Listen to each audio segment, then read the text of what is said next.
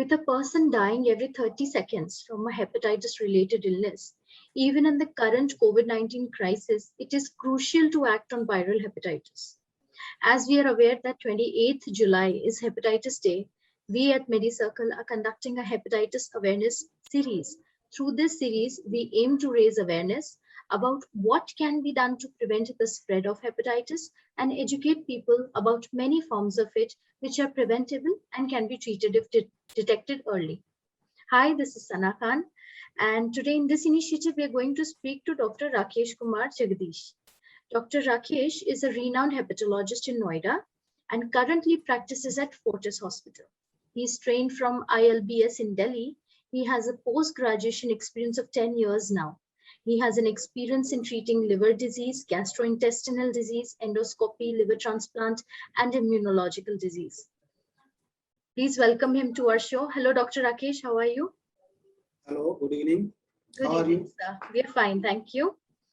Okay, so Dr. Rakesh, to begin with, hepatitis A, hepatitis B, or hepatitis C, इनमें क्या फर्क है? What is the difference? These are ये सब viral hepatitis हैं. जी. A, B, 5 तरह के होते हैं. A, B, C, D and E. A और E जो होता है वो फूड बॉर्न होता है, वाटर बॉर्न होता है और मोस्टली एक्यूट इलनेस करता है. एक्यूट इलनेस का मेरा कहने का मतलब है कि लेस देन 6 मंथ. और एक क्रोनिक इलनेस होती है जो 6 महीने से ज्यादा अगर हेपेटाइटिस चल जाता है तो उसको क्रोनिक बोलते हैं. हेपेटाइटिस बेसिकली लिवर की सूजन को हेपेटाइटिस कहा जाता है. ये जरूरी नहीं कि वो वायरस इन्फेक्शन से ही हो सकता है, वो बिना वायरस के इन्फेक्शन से भी हो सकता है.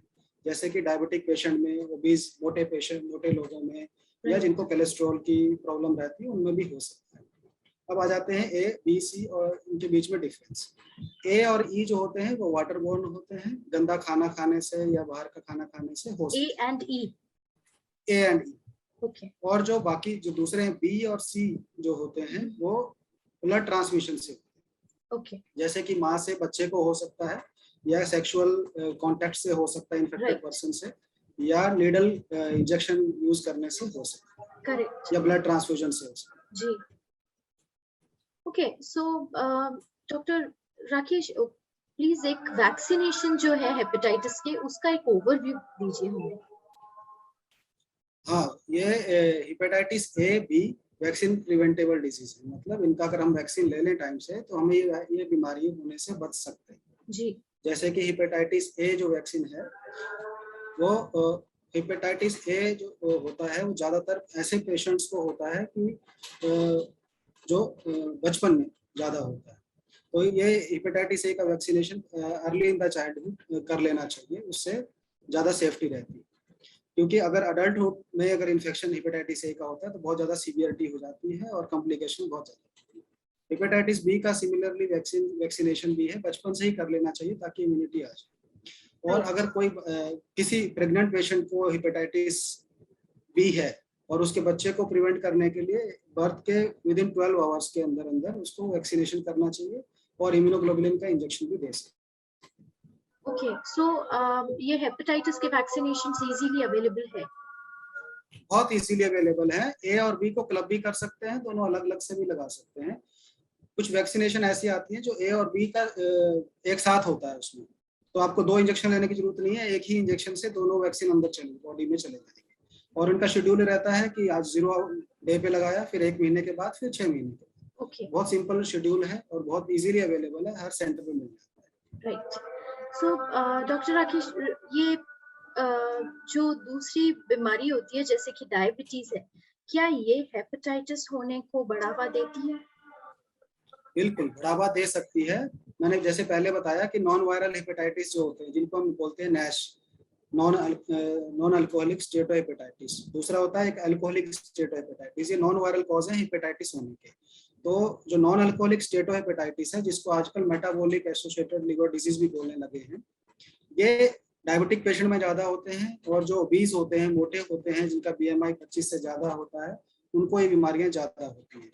तो यस, डायबिटीज अगर किसी को है तो वो ज्यादा रिस्क में है हेपेटाइटिस होने के लिए, खासकर ये नॉन वायरल हेपेटाइटिस होने के लिए. इससे भी फिर सिरोसिस, लिवर कैंसर और सब चीज हो सकती है. राइट, सो इसका मतलब है कि हमारे व्यूअर्स को ये पता होना चाहिए कि हेपेटाइटिस ही नहीं, बाकी कई सारी बीमारियां डायबिटीज होने की वजह से आपकी तरफ आ सकती हैं और बढ़ावा हो सकता है. So we have to take care for diabetes and control our sugar level. Yes. Right. So Dr. Rakesh, my last question would be कि viral hepatitis क्या किसी भी तरह से COVID-19, क्योंकि अभी का सबसे ट्रेंडिंग टॉपिक है, बहुत परेशान हुए हम 2020 और 21 दोनों में ही.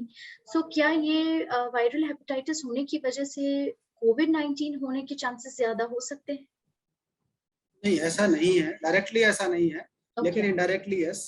डायरेक्टली अगर किसी को हेपेटाइटिस ए या बी है तो उसको कोविड ज्यादा हो जाएगा, ऐसा नहीं है. लेकिन अगर किसी के लिवर के एंजाइम्स बढ़े हुए हैं, अगर लिवर में सूजन है किसी भी कारण से, तो उसको सीवियर इलनेस होती है कोविड-19. राइट. या पेशेंट का एडवांस लिवर डिजीज में है, जैसे कि एक्यूट लिवर फेलियर हो गया है या सिरोसिस हो गया है, जिसके कारण उसकी इम्यूनिटी कम हो गई है, तो उसको हो सकता है कि फिर कोविड-19 या किसी भी तरह का इन्फेक्शन लग ज्यादा चांसेस है जनरल पॉपुलेशन के कंपैरिजन में होने के. करेक्ट. तो partially yes but not absolutely yes. So directly नहीं होता है, but in a way possibility है, बिकॉज इम्यूनिटी लो हो जाती है. Yes. Right. Thank you so much, Dr. Rakesh, for coming to our show, sharing your valuable time. आपके busy schedule में से आपने time दिया हमें, and इतना आपने बढ़िया interview और हमें answers दिए. Thank you so much. I hope हमारे viewers को ये helpful रहेगा.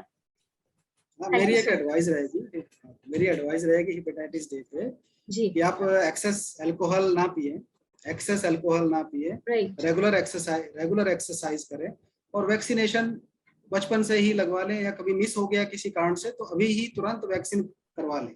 वैक्सीन प्रिवेंटेबल डिजीज किसी को हो जाए तो वो हमारी बहुत बड़ी गलती है. राइट. हमने अवेयर नहीं किया, है ना.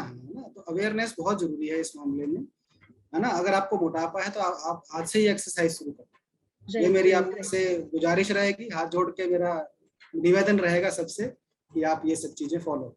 Thank you so much, Dr. Rakesh. Thank you so much for coming to our show. Thank you.